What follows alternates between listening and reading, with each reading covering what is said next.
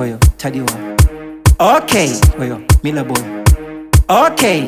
Diana Livesounds. Shegu. Okay. Yeah.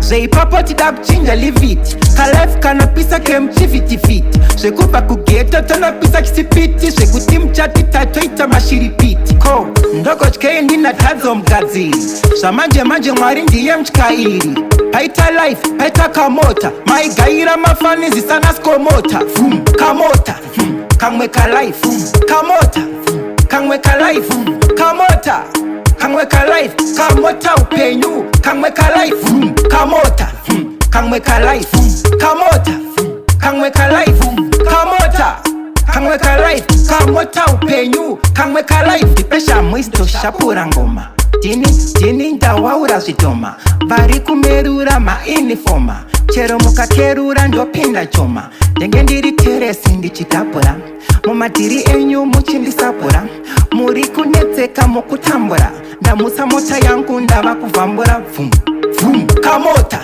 kamweka life Kamota, kamweka life Kamota, kamweka life Kamota upenyu Kamweka life Kamota, kamweka life Kamota, kamweka life Kamota, kamweka life Kamota upenyu Kamweka life Zey papoti da kuchinja liviti Kalife kana pisa kemchifiti fiti Swekupa kugeta tana pisa kisipiti Swekutim chati tatoita mashiripiti Ko, ndoko chkei ndina tazo mgazili Samanje mwari ndiye mchikairi Paita life, paita kamota Maigaira mafanizi sana skomota Kamota, kamweka life Kamota, kamweka life Kamota, kamweka life Kamota upenyu Kamweka life Kamota, kamweka life Kamota, kamweka life Kamota, kamweka life Kamota upenyu Kamweka life